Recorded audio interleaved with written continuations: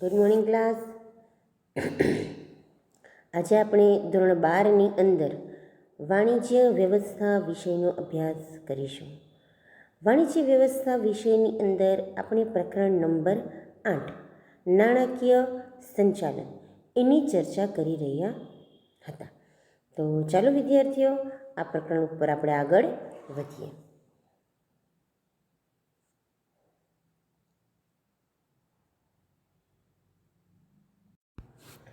તો વિદ્યાર્થીઓ, આપણો આજનો ટૉપિક છે મૂડી માળખું.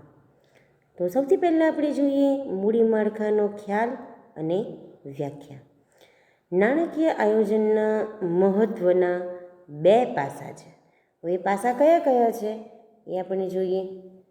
તેનું સૌથી પહેલું પાસું છે કે મૂડીની જરૂરિયાતનો અંદાજ, એટલે કે મૂડીકરણનો પ્રશ્ન. અને બીજું છે મૂડીના પ્રાપ્તિ સ્થાનો નક્કી કરવા, એટલે કે મૂડી માળખાનો પ્રશ્ન. આના નીચે બધા અંડરલાઈન કરી દો, તમને પૂછી શકાય. પહેલું કયું? મૂડીની જરૂરિયાતનો અંદાજ, એટલે કે મૂડીકરણનો પ્રશ્ન. અને બીજું છે મૂડીના પ્રાપ્તિ સ્થાનો નક્કી કરવા, એટલે મૂડી માળખાનો પ્રશ્ન. કંપની જુદા જુદા પ્રાપ્તિ સ્થાનોમાંથી જરૂરી મૂડી ભંડોળ મેળવી શકે છે. હવે કંપની જે છે એ વિવિધ પ્રકારની જામીનગીરીઓ જેવી કે equity share, preference share, debenture વગેરે બહાર પાડીને મૂડી પ્રાપ્ત કરે છે. આ આપણે 11th સ્ટાન્ડર્ડમાં પણ શીખી ગયેલા છે. વિવિધ પ્રકારની જામીનગીરીઓ કેટલા પ્રમાણમાં બહાર પાડવી તે અંગેનો નિર્ણય નાણાકીય સંચાલકે કરવાનો હોય છે. કે ચાલો એ તો નક્કી કર્યું કે આપણે ઇક્વિટી શેર બહાર પાડીશું, પ્રેફરન્સ શેર બહાર પાડીશું, ડિબેન્ચર બહાર પાડીશું, પણ ઇક્વિટી શેર કેટલા બહાર પાડવા, પ્રેફરન્સ શેર કેટલા બહાર પાડવા, ડિબેન્ચર કેટલા બહાર પાડવા, એનો નિર્ણય કોણ કરશે? તો કે નાણાકીય સંચાલક કરશે. મૂડી માળખું એટલે મૂડી પ્રાપ્તિના જુદા જુદા સ્થાનો જેવા કે equity share, preference share, debenture, અનામતો અને લોન ભંડોળનું મિશ્રણ. આ સંદર્ભમાં ગેસ્ટનબર્ગના જણાવ્યા મુજબ જામીનગીરીઓના પ્રકાર અંગેના નિર્ણયો કંપનીના મૂડી માળખામાં પ્રતિબિંબિત થાય છે. જો તમે આ એક વ્યાખ્યા તરીકે આને લઈ શકો કે મૂડી માળખું એટલે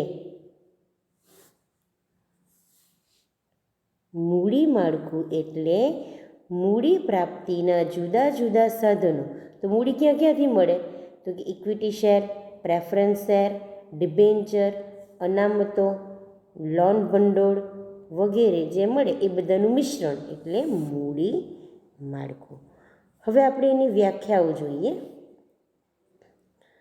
તો પહેલાં છે સરળ શબ્દોમાં મૂડી માળખું એટલે કંપનીએ તેની જરૂરી મૂડી ઊભી કરવા માટે ઉપયોગમાં લીધેલા જુદા જુદા પ્રાપ્તિ સ્થાનોનું મિશ્રણ. બરાબર, આ પણ ચાલે. હોગલેન્ડના જણાવ્યા મુજબ મૂડી માળખું એટલે નાણાં ઊભા કરવા માટે કંપનીએ બહાર પાડેલી જામીનગીરીઓ અને ઉપયોગમાં લીધેલા વિવિધ પ્રાપ્તિ સ્થાનોના વિસ્તાર તથા તેમના વચ્ચેનું પ્રમાણ. બરાબર, આ થઈ એની વ્યાખ્યાઓ. હવે આગળનો પ્રશ્ન જોઈએ. આદર્શ મૂડી માળખાની લાક્ષણિકતા. ઇમ્પોર્ટન્ટ પ્રશ્ન છે, વારંવાર પરીક્ષાની અંદર આ પ્રશ્ન પૂછાયેલો છે. તો આદર્શ મૂડી માળખાની લાક્ષણિકતા આપણે જોઈએ. એમાં સૌથી પહેલું છે સરળતા. આદર્શ મૂડી માળખું કોને કહેવાય કે આદર્શ મૂડી માળખું કેવું હોવું જોઈએ? તો પહેલું છે સરળતા. ઓછામાં ઓછા પ્રકારની જામીનગીરીઓ બહાર પાડવામાં આવે તો વહીવટી દ્રષ્ટિએ મૂડી માળખું સરળ બને છે. એટલે કે જુદા જુદા પ્રકારની આપણે જે જામીનગીરીઓ બહાર પાડીએ છીએ એમાં બને તેટલા ઓછા પ્રકારની જામીનગીરીઓ બહાર પાડવી જોઈએ. બીજું છે નફાકારકતા. કંપનીનો નફો ઇષ્ટતમ રહે તે રીતે મૂડી માળખાની યોજના હોવી જોઈએ. મૂડી માળખું કેવું હોવું જોઈએ કે જેથી કરીને કંપનીને ઇષ્ટતમ એટલે કે વધુમાં વધુ નફો પ્રાપ્ત થાય. ત્રીજું છે નાણાંની પર્યાપ્તતા. મૂડી માળખામાં વિવિધ પ્રાપ્તિ સ્થાનોનું સંયોજન એવી રીતે કરવું જોઈએ કે જેથી પૂરતા પ્રમાણમાં નાણાં પ્રાપ્ત થઈ શકે. ચોથું છે પરિવર્તનશીલતા. કંપનીનું મૂડી માળખું પરિવર્તનશીલ હોવું જોઈએ, જેથી બદલાતા સંજોગોમાં અને જરૂરિયાત પ્રમાણમાં તેમાં ફેરફાર કરી શકાય. એટલે કે મૂડી માળખું જડ હોવું જોઈએ નહીં, એમાં તમે ફેરફાર કરી શકો એવું મૂડી માળખું હોવું જોઈએ. પછી છે કરકસર. મૂડી માળખામાં વિવિધ પ્રાપ્તિ સ્થાનોનું સંયોજન એ રીતે થવું જોઈએ કે જેથી મૂડીની પડતર કેવી થાય? લઘુત્તમ થાય. મૂડીની પડતર એટલે કે જો તમે બહારથી જે બી મૂડી મેળવો એના બદલામાં તમને વ્યાજ ચૂકવવું પડે, તો તમારે એવી રીતે સંચાલન કરવાનું કે જે તમારે ઓછો ખર્ચો આવે, જેથી મૂડી મેળવવાની જે કોસ્ટ છે એ કોસ્ટ કેવી થાય? ઓછી થાય. પછી છે સમતુલા. માલિકીની મૂડી અને ઓછીની મૂડી વચ્ચે યોગ્ય સમતુલા જાળવવી જોઈએ. પછીનો પોઈન્ટ છે તરલતા. તો જવાબદારી કે દેવાની ચૂકવણી સમયસર થઈ શકે તે પ્રકારની જોગવાઈ મૂડી માળખામાં હોવી જરૂરી છે. કારણ કે જો તમે જવાબદારી અને દેવા સમયસર ના ચૂકવશો તો તમારી જે છાપ છે, ધંધાની છાપ છે, એ બગડી શકે. આઠમું છે આકર્ષણ. વિવિધ પ્રકારના રોકાણકારોને રોકાણ કરવા માટે આકર્ષી શકે તેવું મૂડી માળખું હોવું જોઈએ. નવમું છે સદ્ધરતા. ઓછીની મૂડીનું પ્રમાણ એટલું વધુ ન રાખવું જોઈએ કે જેથી વ્યાજનો બોજો સહન ન થાય અને નાદારીનું જોખમ ઊભું થાય. બરાબર, ઓછીની મૂડી એટલી બધી બી ન હોવું જોઈએ કે એનું વ્યાજ જે છે, આપણે એના બદલામાં વ્યાજ ચૂકવવાનું છે, એ વ્યાજ એટલું બધું વધી જાય કે આપણે નાદાર જાહેર થઈ જઈએ. બરાબર, એટલું બધું પણ ઓછીનું મૂડી હોવી જોઈએ નહીં. હવે આગળનો પ્રશ્ન જોઈએ, મૂડી માળખાના પ્રકારો.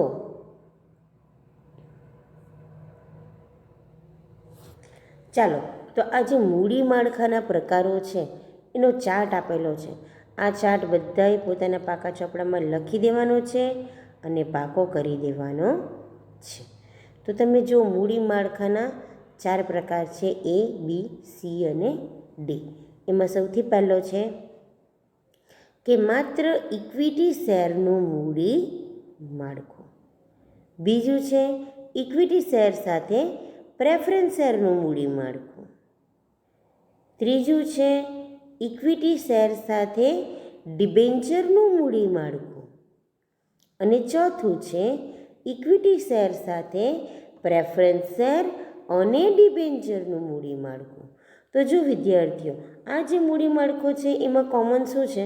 તો કે ઇક્વિટી શેર બધામાં કોમન છે, કારણ કે એ તો લેવા જ પડે, કારણ કે એ માલિકીનો લે છે. બરાબર, અને ઇક્વિટી શેર હોલ્ડરો જ કંપનીના સાચા માલિકો કહેવાતા હોય છે. એટલે તમે જો બધામાં ઇક્વિટી શેર તો છે જ, બીજામાં શું છે? સાથે પ્રેફરન્સ શેર છે. ત્રીજામાં શું છે? ઇક્વિટી શેરની સાથે ડિબેન્ચર છે. જ્યારે ચોથામાં ઇક્વિટી શેરની સાથે પ્રેફરન્સ શેર અને ડિબેન્ચર બંને છે. તમને આ જે મૂડી માળખું છે ખરેખર યાદ રાખવામાં સરળ છે અને સરળતાથી યાદ રહી પણ જશે. તો ચાલો હવે આપણે આગળનો પ્રશ્ન જોઈએ. તો આગળનો પ્રશ્ન છે મૂડી માળખાને અસર કરતા પરિબળો.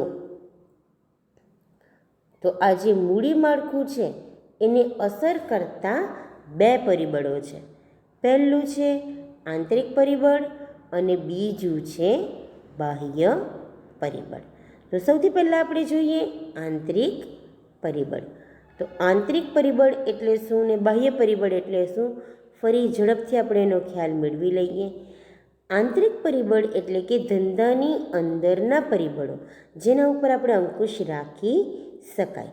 જ્યારે બાહ્ય પરિબળો એટલે કે જે ધંધાની બહારના પરિબળો જેના ઉપર આપણે અંકુશ રાખી શકતા નથી, કે બહુ મોટા પ્રમાણમાં અંકુશ રાખી શકતા નથી. તો આંતરિક પરિબળો સૌથી પહેલાં જોઈએ કયા કયા છે. તેમાં પહેલું છે ધંધાનો પ્રકાર, બીજું છે ધંધાનું કદ, ત્રીજું છે ધંધાની કમાણીનો અંદાજ, ચોથું છે મિલકતોનું સ્વરૂપ અને જરૂરિયાત, પાંચમું છે સંચાલકોનું વલણ, છઠ્ઠું છે નાણાકીય જરૂરિયાતો, સાતમું છે મૂડીની જરૂરિયાતનો સમય. આ થયા એના આંતરિક પરિબળો. હવે જોઈએ એના બાહ્ય પરિબળો. તો બાહ્ય પરિબળોમાં સૌથી પહેલું છે મૂડી બજારમાં તેજી મંદીની પરિસ્થિતિ, બીજું છે મૂડી બજારમાં પ્રવર્તમાન વ્યાજનો દર, ત્રીજું છે મૂડી પડતર જામીનગીરીઓ બહાર પાડવાનો ખર્ચ, ચોથું છે કાનૂની નિયંત્રણો, પાંચમું છે કરવેરાની નીતિ, છઠ્ઠું છે સંસ્થાકીય રોકાણકારો અને સાતમું છે વિદેશી સંસ્થાકીય રોકાણકારો. તો વિદ્યાર્થીઓ, આ જે મૂડી માળખું છે, ઘણી વખત હવે આ જે પ્રશ્ન છે ડિટેલની અંદર છે. હવે મૂડી માળખાને અસર કરતા પરિબળો, બંને પરિબળો એકસાથે કોઈ દિવસ મોટા પ્રશ્નમાં પૂછાય નહીં. કાં તો આંતરિક પરિબળો પૂછાય, કાં તો બાહ્ય પરિબળો પૂછાય, કાં તો પછી તમને માત્ર એના મુદ્દા જણાવવા માટે કે મૂડી માળખાને અસર કરતા માત્ર પરિબળો જણાવો. તો તમારે આ માત્ર પોઈન્ટ છે એ પોઈન્ટ જ માત્ર લખવાના રહે છે. ચાલો, તો સૌથી પહેલાં આપણે એના આંતરિક પરિબળો વિશે ચર્ચા કરીએ. તો એના આંતરિક પરિબળો છે એમાં સૌથી પહેલું છે ધંધાનો પ્રકાર. તો ઉત્પાદન કરતા વિશાળ ધંધાકીય એકમમાં કાયમી મૂડીની જરૂરિયાત વધુ રહે છે, જ્યારે વેપારી એકમમાં પ્રમાણમાં કાયમની મૂડીની જરૂરિયાત ઓછી રહે છે. સેવાકીય એકમમાં સેવાના પ્રકારના આધારે કાયમી મૂડીનું રોકાણ નક્કી થાય છે.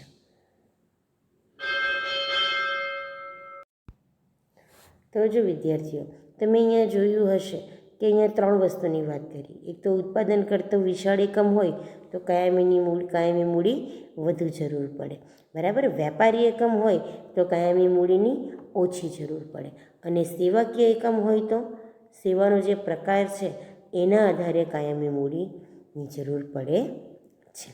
હવે છે બીજો ધંધાનું કદ. તો મોટા કદના એકમવાળી પ્રવૃત્તિઓ એ વિશાળ પાયા પર હોવાથી મોટા પ્રમાણમાં કાયમી મૂડીની જરૂરિયાત રહે છે. તેનું ઓપોઝિટ, જો નાના કદના એકમો હોય તો નાના કદના ઔદ્યોગિક એકમને પ્રમાણમાં ઓછી કાયમી મૂડીની જરૂરિયાત પડે છે. આથી વેપારી એકમમાં પ્રમાણમાં ઓછી કાયમી મૂડીની જરૂરિયાત રહે છે. ત્રીજો પોઈન્ટ છે ધંધાની કમાણીના અંદાજો. ધંધાની કમાણી સ્થિર અથવા અસ્થિર હોઈ શકે. આપણે જાણીએ છીએ કે ધંધો કરતા હોઈએ એટલે કમાણી સ્થિર પણ થાય અને અસ્થિર પણ થાય. કંપનીની ભવિષ્યની અંદાજિત કમાણી સ્થિર અને સારા પ્રમાણમાં થાય તો કંપની ઓછીની મૂડી ઉપર આધાર રાખી શકે છે. તો વિદ્યાર્થીઓ, આપણો આગળનો પોઈન્ટ છે મિલકતોનું સ્વરૂપ અને જરૂરિયાત. મોટા પાયા પર કાયમી મિલકતોની ધંધામાં જરૂરિયાત વધુ હોય ત્યારે મૂડી માળખામાં ઇક્વિટી શેરનું પ્રમાણ વધુ હોય છે. કાયમી મિલકતોમાં રોકાણ વધુ હોવાના કારણે મિલકતો ખરીદવી, ભાડા ખરીદી કે ભાડાપટ્ટાથી લેવી તે વિચારવામાં આવે છે. મિલકતો કયા સ્વરૂપની છે એ પ્રમાણે પણ આપણને મૂડીની જરૂરિયાત ઊભી થતી હોય છે. હવે જોઈએ સંચાલકોનું વલણ. તો જે કંપનીના સંચાલકો કંપની પર તેમનો સંચાલકીય અંકુશ જાળવી રાખવા માંગતા હોય તેઓ વધુ પ્રમાણમાં ઇક્વિટી શેર બહાર ન પાડતા પ્રેફરન્સ શેર કે ડિબેન્ચર પર વધુ આધાર રાખે છે. તો ક્યારેક પૂછી શકાય કે સંચાલકીય અંકુશ જાળવી રાખવા માંગતા હોય ત્યારે કયા પ્રકારના શેર બહાર પાડે? તો ઇક્વિટી શેર બહાર ના પાડતા કયા પાડશે? પ્રેફરન્સ શેર કે ડિબેન્ચર બહાર પાડશે. પછી છે નાણાકીય જરૂરિયાતો. તો ઓછા પ્રમાણમાં મૂડીની જરૂરિયાત હોય તો માત્ર ઇક્વિટી શેર બહાર પાડીને મૂડી એકઠી કરી શકાય, પરંતુ જો વિશાળ પ્રમાણમાં મૂડીની જરૂરિયાત હોય તો વિવિધ પ્રકારની જામીનગીરીઓ બહાર પાડવી પડે છે. આ ઉપરાંત મૂડી માળખું તૈયાર કરતી વખતે લાંબા ગાળાના ધ્યેયો, યોજનાઓ, ભાવિ વિકાસની શક્યતાઓ વગેરે માટે ભવિષ્યમાં કેટલી નાણાકીય જરૂરિયાત રહેશે એ ધ્યાનમાં લેવું પડે છે. સાતમું છે મૂડીની જરૂરિયાતનો સમય. જો મૂડીની જરૂરિયાત કાયમ માટે હોય તો કંપનીએ ઇક્વિટી શેર બહાર પાડવાનું પસંદ કરશે. જ્યારે બીજી બાજુ જ્યારે કંપનીને ટૂંકા ગાળા માટે જરૂર હોય તો ડિબેન્ચર કે પ્રેફરન્સ શેર દ્વારા પણ મૂડી મેળવી શકે છે. તો વિદ્યાર્થીઓ, ક્યાંક તમને આ પૂછી શકાય કે જો કંપનીની મૂડીની જરૂરિયાત કાયમ માટે હોય તો કયા પ્રકારના શેર બહાર પાડવા જોઈએ? તો કે ઇક્વિટી શેર. જ્યારે ટૂંકા ગાળા માટે મૂડીની જરૂરિયાત હોય તો કયા શેર બહાર પાડવા જોઈએ? તો કે ડિબેન્ચર કે પ્રેફરન્સ શેર બહાર પાડવા જોઈએ. હવે આપણે જોઈશું બાહ્ય પરિબળો. તો બાહ્ય પરિબળોમાં સૌથી પહેલું છે મૂડી બજારમાં તેજી મંદીની પરિસ્થિતિ. તો મંદીના સમયમાં રોકાણકારો વ્યાજની સ્થિર આવક માટે ઇક્વિટી શેરમાં નહીં પરંતુ ડિબેન્ચરમાં રોકાણ કરવાનું પસંદ કરશે. જ્યારે તેજીના સમયમાં ઉચ્ચ ડિવિડન્ડની અપેક્ષાએ રોકાણકારો ઇક્વિટી શેરમાં રોકાણ કરવાનું પસંદ કરશે. આમ મૂડી માળખાની રચનાનો આધાર મૂડી બજારમાં પ્રવર્તમાન વલણો એટલે કે માર્કેટની અંદર તેજી ચાલી રહી છે કે મંદી ચાલી રહી છે એના ઉપર પણ આધાર રાખે છે. બીજું છે બજારમાં પ્રવર્તમાન વ્યાજનો દર. મૂડી બજારમાં પ્રવર્તમાન વ્યાજનો દર ઊંચો હોય તો ઇક્વિટી શેર બહાર પાડી ભંડોળો મેળવવાનું વલણ રહે છે. કેમ? કારણ કે વ્યાજનો દર કેવો છે? ઊંચો છે. તો ઊંચા વ્યાજના દરે આપણને મૂડી મોંઘી પડે તો આવા સમયે ઇક્વિટી શેર બહાર પાડવાનું વલણ રહે. બરાબર છે. ઓછીની મૂડી પર વધુ વ્યાજની ચૂકવણી કંપની માટે બોજરૂપ બને છે, પરંતુ પ્રવર્તમાન વ્યાજનો દર ઓછો હોય તો મૂડી માળખામાં ડિબેન્ચરને પણ સ્થાન આપવામાં આવે છે. પછી ત્રીજું છે મૂડી પડતર જામીનગીરીઓ બહાર પાડવાનો ખર્ચ. મૂડી ઊભી કરવા માટે જામીનગીરીઓ બહાર પાડવામાં આવે ત્યારે કંપનીઓ વિજ્ઞાપન બહાર પાડવાનો ખર્ચ, બાંહેધરી કમિશન, દલાલી વગેરે ખર્ચાઓ કરવા પડે છે. જેમ આ ખર્ચા વધુ તેમ મૂડી પડતર વધુ. વિવિધ પ્રકારની જામીનગીરીઓ બહાર પાડવામાં ખર્ચા જુદા જુદા હોય છે. જો કે ડિબેન્ચર બહાર પાડવાનો ખર્ચ અન્ય જામીનગીરીઓ બહાર પાડવાના ખર્ચની સરખામણીમાં ઓછો આવે છે. તો વિદ્યાર્થીઓ, આ પ્રશ્ન તમને પૂછી શકાય કે જુદી જુદી જામીનગીરીમાં કઈ જામીનગીરી બહાર પાડવાનો ખર્ચો ઓછો આવે? તો જવાબ આવશે એનું ડિબેન્ચર.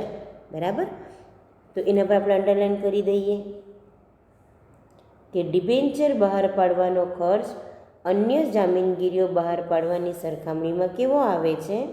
ઓછો આવે છે. નેક્સ્ટ પોઈન્ટ છે કાનૂની નિયંત્રણો. મૂડી માળખું પસંદ કરતી વખતે કાનૂની નિયંત્રણો પણ ધ્યાનમાં રાખવામાં આવે છે. કંપની ધારા પ્રમાણે જામીનગીરીઓ બહાર પાડી મૂડી ભંડોળ મેળવતી કંપનીએ ઇક્વિટી શેર ફરજિયાત બહાર પાડવા પડે છે. આ ઉપરાંત સેબીના નિયમો, આરબીઆઈના નિયમો અને કંપની ધારાની જોગવાઈને પણ ધ્યાનમાં રાખવી પડે છે. બરાબર. કયા કયા નિયમો ફોલો કરવાના?